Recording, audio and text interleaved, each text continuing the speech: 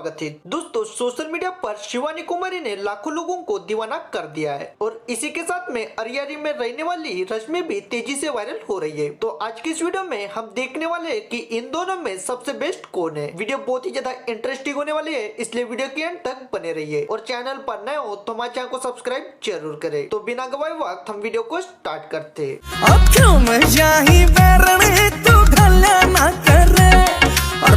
दोस्तों, शिवानी कुमारी अपने टैलेंट के दम पर लाखों लोगों को दीवाना कर चुकी है। इसने जब अपने सोशल मीडिया सफर की शुरुआत की तभी से काफी ज्यादा समस्या का सामना भी करना पड़ा, लेकिन एक दिन इसका कॉमेडी टाइप में वीडियो सोशल मीडिया पर वायरल हुआ और उसी वीडियो ने इसकी जिंदगी रातों रात बदल दी। हाल ही में इसके सोशल मीडिया पर मिलियन में फैन फॉलोइंग कंप्लीट हो चुकी है।